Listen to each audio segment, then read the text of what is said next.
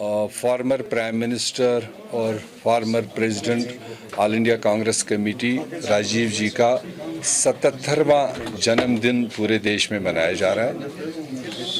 और राजीव जी और उनकी सोच, उनका मिशन आज भी हमारे लिए और देश के लिए उतना ही ज़रूरी है जितना उन्होंने अपने कम कार्यकाल में, चाहे वो ऑर्गेनाइजेशन में उनको काम करने का मौका मिला कुल हिंद कांग्रेस में, और तब उन्होंने ऑर्गेनाइजेशन को एक नई शेप, मॉडर्न शेप देने की कोशिश की। और फिर जब उनको प्रधानमंत्री बनने का देश ने मौका दिया तो प्रधानमंत्री बनके उस वक्त वो पूरे दुनिया में सबसे यंगेस्ट प्राइम मिनिस्टर के तौर पर जाने जाते थे। और यंगेस्ट प्राइम मिनिस्टर होते हुए उन्होंने इस देश के यंगस्टर्स के लिए, जो नौजवान थे, उनके लिए जो कुछ इक़दाम उठाए कि ताकि वो जमहूरी अमल में अपना शाना बशाना रहे। चाहे वो 18 साल की उम्र के नौजवानों को वोटिंग राइट का मामला था, चाहे पंचायती राज को 3 टायर सिस्टम देने का मामला था, चाहे वो आईटी जो मिशन था उनका, तब तो उनको क्रिटिसाइज़ होता था कि इन्होंने कंप्यूटर की क्या ये बात करते हैं, डिजिटलाइजेशन की क्या बात करते हैं। बड़े सारे देश में उनके विरोधी भी हुए थे। जो तब विरोध करते थे, आज वही लोग राजीव जी के उस दिए हुए मिशन को अप्रिशिएट करते हैं। आज हिंदुस्तान बाकी दुनिया के बराबर के साथ खड़ा है, मगर ये वजह है कि राजीव जी का इंट्रोडक्शन, चाहे वो इंफॉर्मेशन टेक्नोलॉजी के रास्ते में है, चाहे आज 3 टायर सिस्टम पंचायतों का पूरे देश में और जम्मू कश्मीर में बोलबाला है, और ये उनके कुछ अहम इक़दाम थे।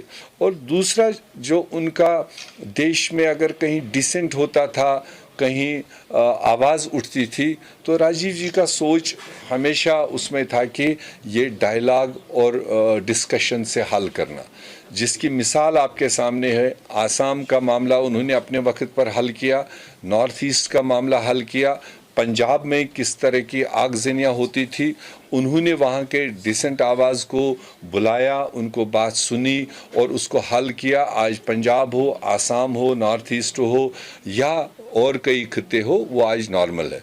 ये कांग्रेस की हमेशा एक बनी बनाई सोच थी जिसको उन्होंने इम्प्लीमेंट किया। आज के हुकूमतों की तरह नहीं कि जहाँ कहीं पॉलिटिकली या जमहूरी तरीके से कोई डिसेंट की आवाज़ उठे और उनको बिल्डोजिंग करें, उनको मतलब उस तरह से दबाने की कोशिश की जा रही है कि जैसे इस मुल्क में जमहूरियत है ही नहीं। तो ये कंपेयर करना आज बहुत ज़रूरी है। कांग्रेस और पर्टिकुलरली राजीव गांधी जी ने अपने पीरियड में जो इस देश को नई दिशा दी, और आज जब हम कंपेयर करते हैं तो हम याद करते हैं वो राजीव जी के दिन और उनका सोच। और कांग्रेस पार्टी का ये अहद है कि हम उसी सोच को महात्मा गांधी से लेकर, नेहरू जी से लेकर, इंदिरा जी से लेकर, जो राजीव जी का दिया हुआ सोच है, और हम उस रास्ते पर चलते जाएंगे। हमें नथुराम गोडसे वाले सोच को अडॉप्ट करने की ज़रूरत नहीं है। प्रेजेंट गवर्नमेंट को जिनकी जिम्मेदारी, मैं वही कह रहा हूँ, ये प्रेजेंट सरकार की जिम्मेदारी है। दिल्ली से लेकर श्रीनगर तक एक सोच की सरकार है, और जब वो एक तरफ नेशनल और इंटरनेशनल प्लेटफार्मों पर बड़े बड़े दावे करते हैं कि after abrogation, after bifurcation, downgrading of state, Jammu Kashmir normalise हुआ, वहाँ दूसरी तरफ जो इंसिडेंट्स हो रहे हैं, जो पॉलिटिकल किलिंग्स हो रही है, वो चाहे किसी जमात के हो, हमने ज़ाती तौर पार्टी की तरफ से उस सारी चीज़ को कंडेम किया, मगर सोचने का टाइम है कि या तो वो इंटरनेशनल और नेशनल फोरमों पर गलत इंफॉर्मेशन दे रहे हैं, या फिर ज़मीनी सतह पर उनसे सिचुएशन काबू नहीं हो रही है। जो दावे उनके थे वो कहीं ना कहीं रोज़मर्रा इंसिडेंट से साबित होता है कि वो खोखले।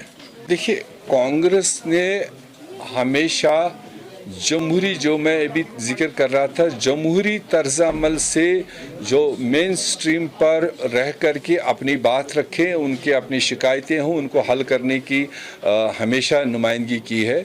उसी तरह से वो देश के किसी, दुनिया के किसी हिस्से में हो, अगर लोगों की राय से बना हुआ कोई सेटअप हो, दैट इज़ ऑलवेज अप्रिशिएटेड। मतलब इलेक्टेड सरकारों को हमेशा दुनिया में अप्रिशिएट किया जा रहा है।